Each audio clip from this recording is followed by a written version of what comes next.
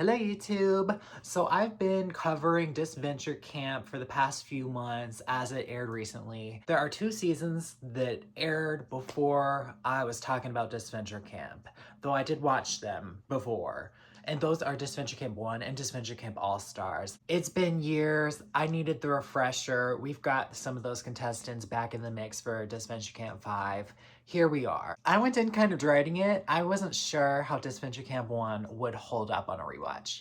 But you know what? It could use a little fine-tuning, but it really held up well and it was a fun watch. And my opinions have changed on some of the characters too. Not a drastic shift or anything, but a bit more appreciation for certain characters. Though I love how the new seasons have so many episodes, it gives me a lot more to grasp onto. There was something really refreshing about a tight 13 episodes and a smaller cast too. So without further ado, I'll hop into the characters, I'll go in elimination order, and you might be thinking at the start that I'm being a little negative, but that's because this season has a fantastic boot order and they really got out the characters who needed to get out. And then pre-merge, just a little tease. I will first start though with our hosts. We have Derek and Trevor here. And they are absolute menaces. They were killing the animals on the island, just doing anything they could to try to save their desperate attempt at the spotlight. Derek's the one leading the charge, and oh, I got my good eye on you, Derek. Trevor tries to play all innocent, but you're in it too. They didn't have too much of a storyline or anything until the last few episodes of the season where it's cooking up. It also is there just to give Tom and Gabby something more to do once they're eliminated. So I don't think they sucked up too much time. It worked for me, and I think it was pretty cool that there was more of a storyline beyond just eliminating contestants and crowning a winner. I do think both Derek and Trevor work as hosts. Like, they're menaces, but I'm not actively distracted by their bad hosting. So they got the job done, nothing to write home about. Won't be sad to see him gone while they're in jail. I guess I could talk about Jensen. What is there really to say? He was a brooding menace all season. Tom was out to get him. He's also nothing to write home about, really. Just a villain for Tom to defeat in the finale. It worked for its purpose. Now on to the contestants. Our first boot was Will, and oh my gosh, this is a coward. Jeez. You let that little girl boss you around and make you out to be a fool. It was a very fitting first boot for Will, and it's a shame too because he had an alliance. He had the majority. There's no reason why he should have left here, purely because he sucked. Now, I do have the added context of what's to come in future Disventure Camp installments or Tom Jake, so that definitely does cloud my judgment a little bit for this review. That's just there, I have that context. So even though Will was first boot here, I was kind of intrigued to see what would happen if Will came back and got to redeem himself and wasn't so much of a coward now, because Ashley's been helping him grow off in Tom Jake. I'm never gonna get the chance to talk about Will again. Who is Will in this world? So I'd be interested to see a Will return, honestly, because I feel like there's a lot of room for growth here. But for this season alone, coward, pathetic, miserable, get off my show. Second boot was Drew, and Drew is cool. Drew doesn't speak, so Drew wrote everything down on paper, and of course the paper gets stolen, and that is Drew's downfall. I mean, that's just so obvious, plain as day, a simple little thing for an early boot. We're never gonna see Drew again, because what really can you do with this character? That's just a communication gap that makes everything a little harder. All you gotta do is snatch up the paper. You can pretty much tell any lies about Drew that you want. But I don't like hate Drew or anything. Like, okay, you're cool. You were fun for a second boot. But okay, right off into the sunset now. I hope you're living a good life. Next out was Nick, and this is by far the worst character on this season. The only thing he really had going on was his cashmere. He flipped on his alliance at the drop of a dime. He was easily manipulated. He had no sense of strategy. Just pure useless. Nothing was lost on the show when Nick got booted. And may we never see him again. Bye. Next we had the double boot, but first out was Lil. She is a knockoff of Lil from Survivor. Like, please, they didn't even change the name. And I loved Lil on Survivor. I don't feel the same way about Lil on Disventure Camp though. Her whole shtick was being a Girl Scout troop leader, and she is paired with a little girl on her team, and the little girl is evil, so she sniffs that out. And okay, sure, you sniffed out the big bad villain, but she still got one over on you because you don't know how to do strategy. My main issue with Lil is she's hypocritical. Why are you so on Fiori? And like, oh my gosh, Fiori is so evil. Meanwhile, you're totally icing out two other people on your team, never giving them the time of day at all. And the only time you ever go to them is to tell them, oh, this little girl who's been nice to them is evil. No, if you ever had a single conversation with Ellie or Alec, maybe you could have gotten Fiori out. But why would they listen to you when you've done nothing to them? You got in your majority alliance, Lil, and you ignored everybody else. Do I feel a little bad that she got outsmarted, outplayed by a little girl? Yes. And is the little girl evil? Yes. But Lil, you could have easily navigated your way out of this with a little common sense. Because really, who are you to sit up there and acting like you're morally superior? I don't like hate Lil or anything. Like, it probably sounds like I do. Like, if she came back, I'd be like, okay, what can you do now that you have learned not to trust people, I guess? But I'm not clamoring for a Lil return either. And I was glad that she got booted so soon because she was a bore. Like, if I want to see a good Lil, I'll go watch Survivor Lil. That's an icon. Following her right out is Ashley, and I have a lot of the same complaints about Ashley that I have about Lil. The moral superiority, the ignoring the other people on your team. Her and Lil were really interchangeable, besides a few key personality traits. I think there was a bit more to Ashley, and that's probably why she does get a return and Lil doesn't. But there's not that much more. Like, this isn't an exciting character, and I wouldn't have been clamoring for her to come back either, but she did. She gets in a relationship with Will, and it's like, whatever. What am I supposed to do with this? You gotta kill your time off in the motel for the whole season because you got booted so quick, outsmarted by a little girl. And she was so bitter, so miserable. It's like, geez. I don't know, I kind of think it's bad luck. Just how much she's really on Fiori. Like, yeah, she's evil, but she's still a little girl. Like, calm down. Take it down a notch. She had her tragic backstory of her farm burning down. And it was kind of crazy how they had her sitting in fire for 15 minutes. That whole challenge was wild. Definitely something we won't see again, because that's extreme. But I think in some regards, when you try so hard to make a character likable, it backfires. And I think that happened for Ashley and Lil both. Our last pre-merge contestant was Dan, and Dan was on too many of these episodes to be as forgettable as he was. Pretty much as soon as he was off my screen, I almost forgot he existed. Dan is somebody who's smart, but does not have any sort of game sense at all. Like, he has the right ideas for who he should be targeting, but he never knows how to act on that at all. He cannot read his fellow contestants at all, particularly Gabby. Like, going up to her face and saying, yeah, we should get Ellie out. When you've seen that Gabby's close to Ellie and that she likes Ellie. Like, Dan specifically knew that and still tried to do that. Like, excuse you? I mean, I'm already not gonna like anybody who tries to get, oh yeah, let's get in the guys alliance. Ugh. But why would you get in a guys alliance and agree to vote Gabby, who you were friends with? It just made no sense to me. This guy was not cut out for the game at all. And it also doesn't help that he would just get swallowed up by all the big personalities on the show. So he was really just here. Like, how is Dan gonna steal the spotlight when he's on a team with Miriam, with Gabby, with Tom? Like, he never stood a chance of sticking out, really. If he was on a bigger cast, like 24, I think he'd have a little more cushion to find more success.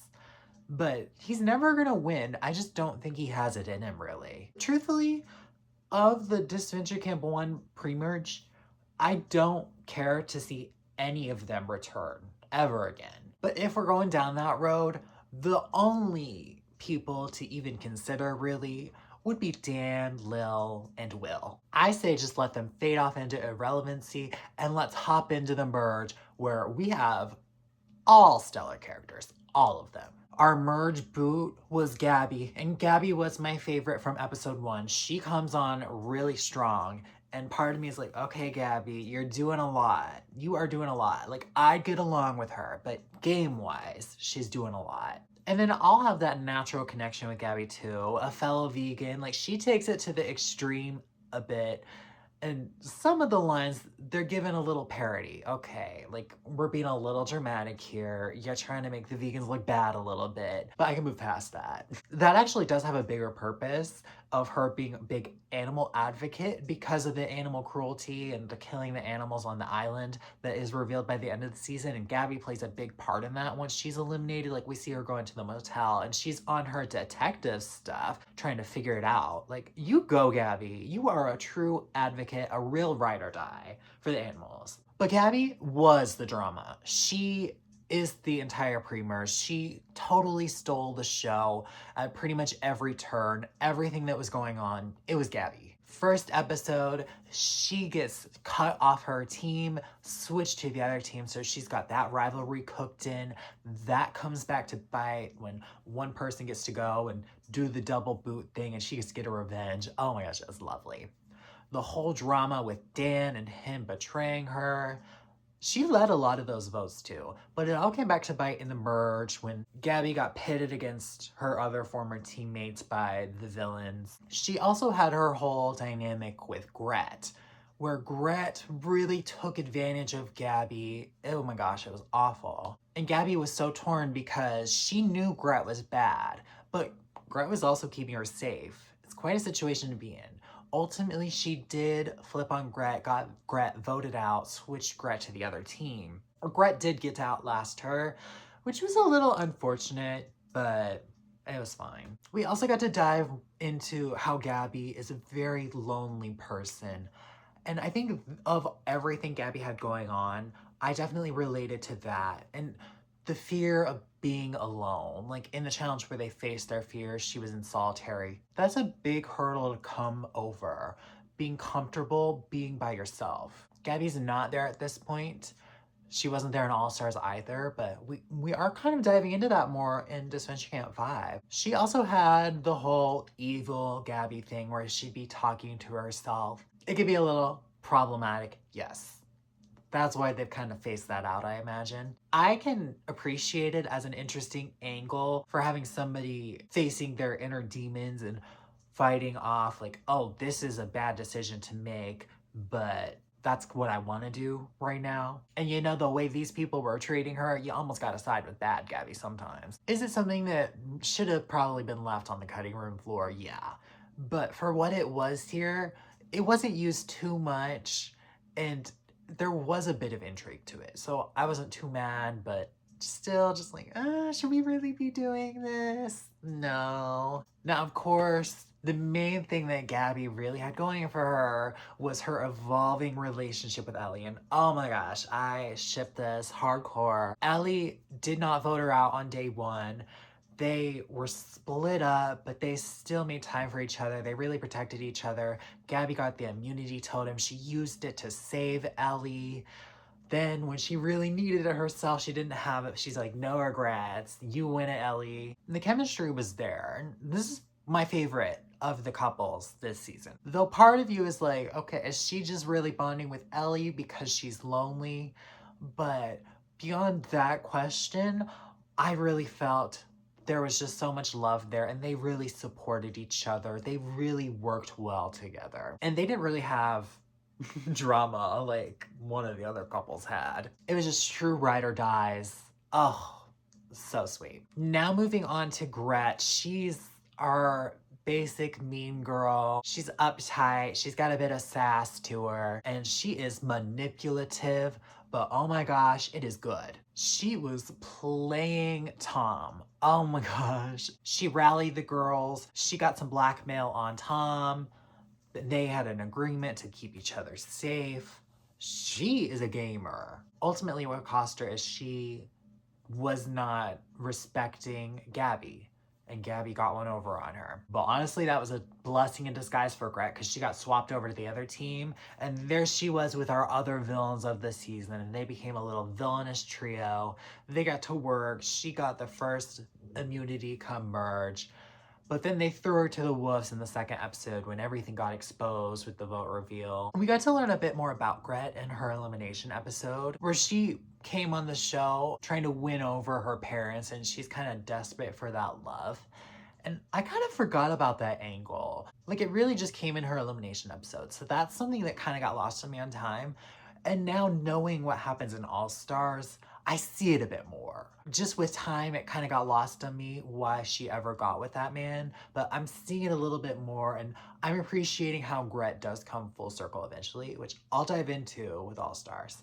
But I saw that a bit more. It was a shift in my mind. Like, okay, Gret. She was also so fun in the VR episode. Like, she had her arrows and she was shooting her shots and she was off with Fiori. She did come back as a helper in the finale, and her and Fiori were really terrorizing everybody. Gret's just so sneaky and scandalous. It makes for great TV. Next out was Tom, and oh, Tom's elimination.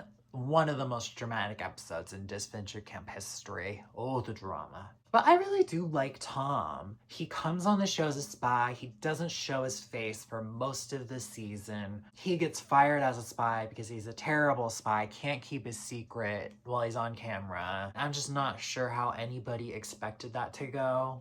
But yeah, it obviously failed. It's revealed he was keeping his mask on more to hide the scars on his face than it was to keep his identity secret. Though Tom was very caught up in the spy life, and that could explain a lot of this, he was not good at the game at all. Like, he didn't do so well in some challenges. He constantly got manipulated by people. Like, look at how Gret really got one over on him.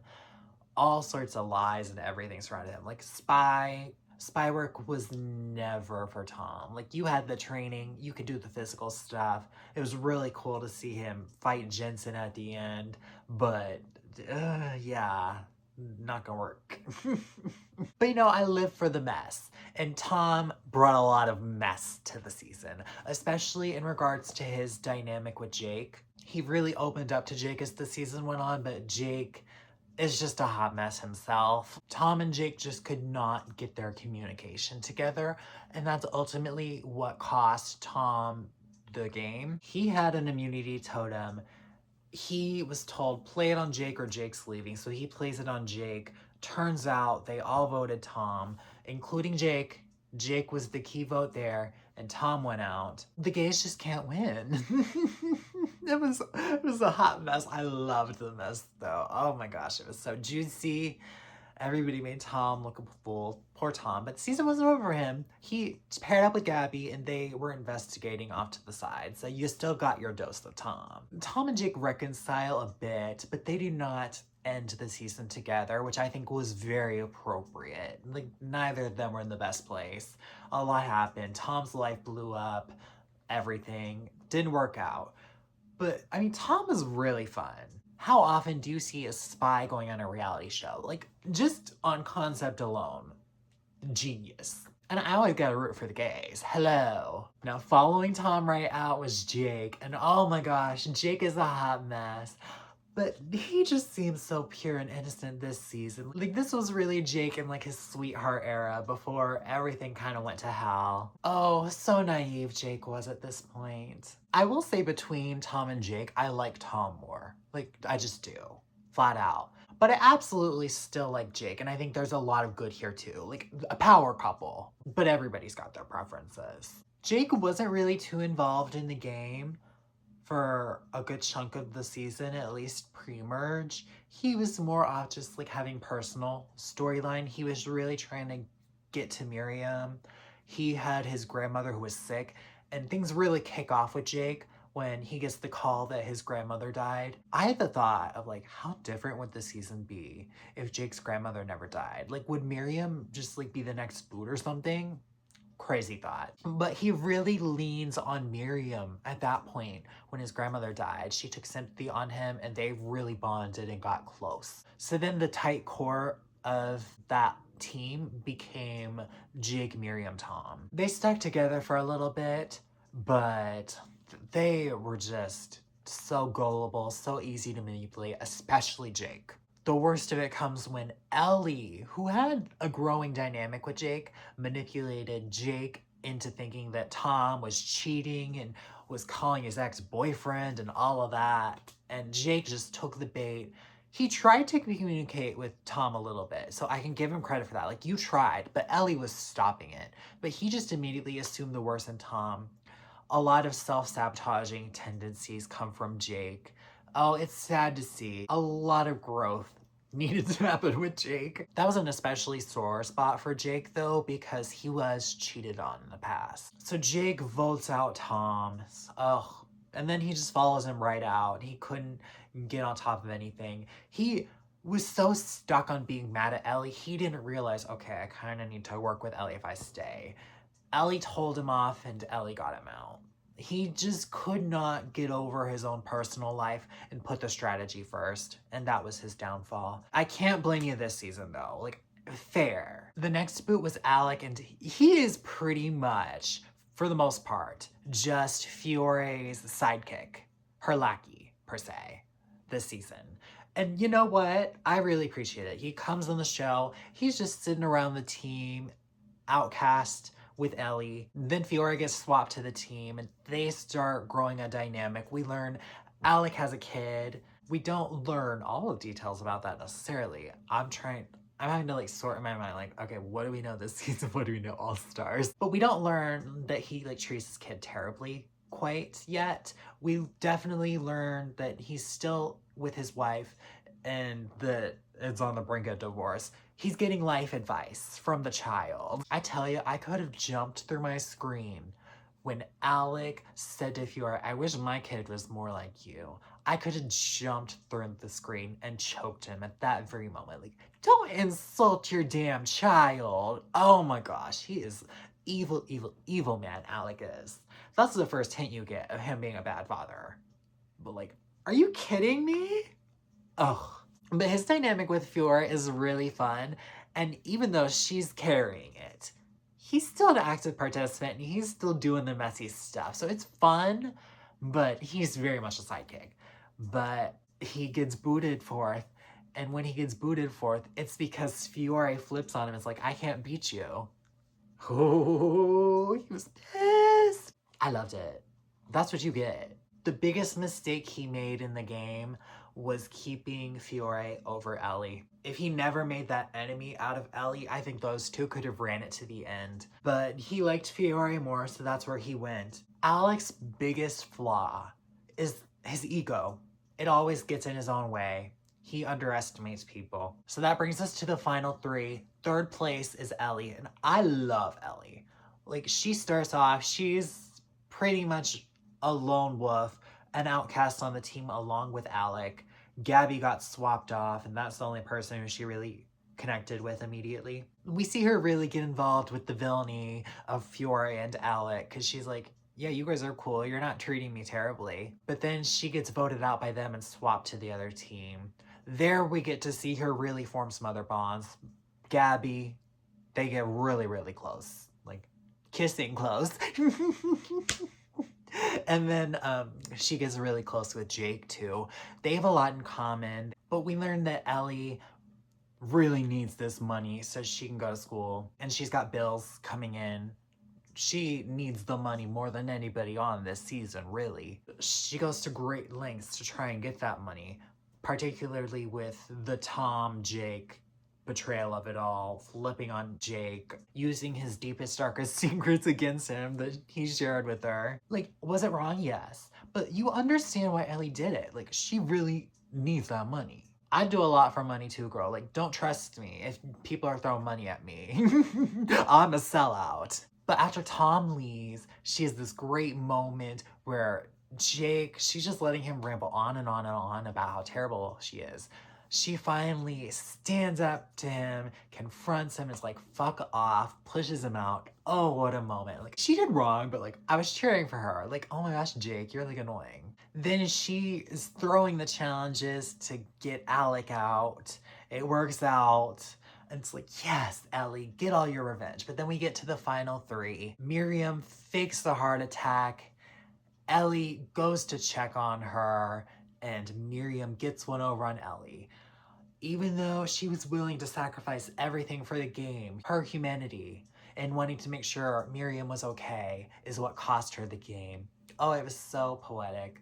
Ellie was our true anti-hero of the season. She would dip her toe into the villainy, but she did have a good heart. She just got sucked up in the game. I adore Ellie. I said I like all the merge characters. All of them are fantastic.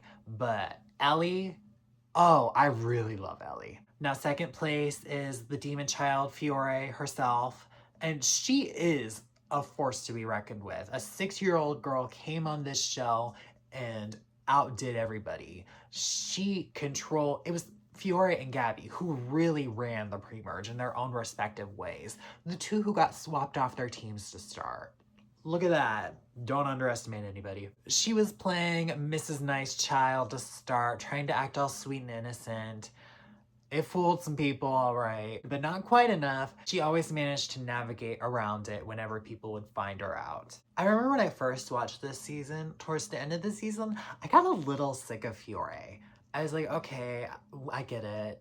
Evil child. But this time around, now that I knew what to expect, it worked for me more. And I was like, yes, Fiore, get them. Get them all. Fiore is very evil.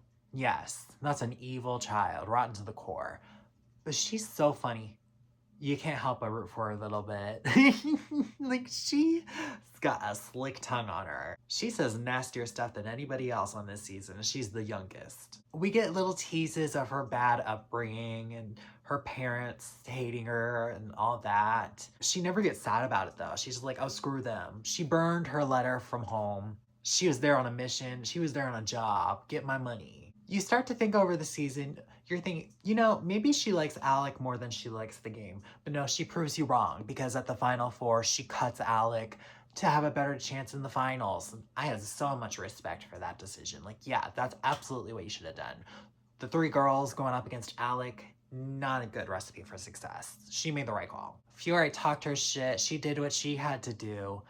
And she got second. All her villainy caught up to her at the end. She had Gret go and sabotage, but Miriam got one over on her, and it cost Fiore her win. But you know what? She put up a hell of a fight, so she can hold her head up high and know, oh, she ate the season.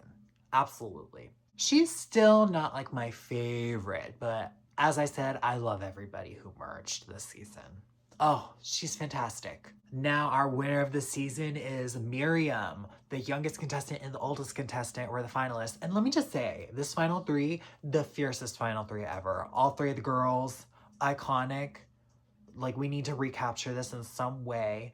There's never been a final 3 as iconic as this. I don't know if there ever will be again, but we gotta try. But I'm so happy Miriam won. She came in the season, she had a stink attitude. You would have thought she was gonna get booted at every time, but she managed to hang on somehow. Things didn't really shift for Miriam until Jake's grandmother died, and she really took sympathy on him, and then she opens up. Like, we had teases before about her not wanting to eat the cheesecake, but then it's revealed what exactly happened and how she lost her family. This hit extra hard for me because I read the Disventure Camp comic that showed that. It's just like, Miriam, you've been through so much, and here you are still. Like, oh, it tugged on my heartstrings. Ugh. But from that point on, her and Jake got very close, and we got to see Miriam getting more in the game, strategizing more.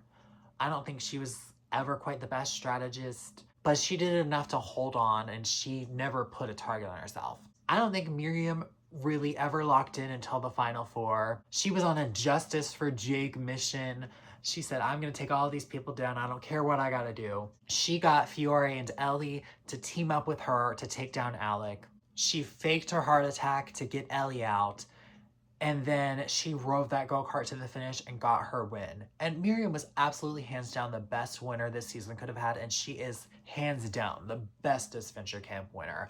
Look at her growth arc, look at her evolution, and now she can go get her house. How could you not be happy for Miriam? It's just the joy ending of the season. You love to see a bad bitch win. And she's truly a hero. Never count anybody out. That's all I've got to say about Disventure Camp Season 1. I think I am gonna rewatch the Season 2. I don't think I'll review that again because I just did. I mean, if I have brand new thoughts on it, I will, but I don't think I will. And then I guess I will rewatch it All Stars. I'm kind of dreading that one still. But I'm very high on Disventure Camp 1 now. Like, it stood the test of time, really. Like, the show's improved so much more over the years. You're like, wow, I don't know if I want to go back. But no, this season is worth revisiting. It really does hold strong. So until next time, stay tuned. Bye!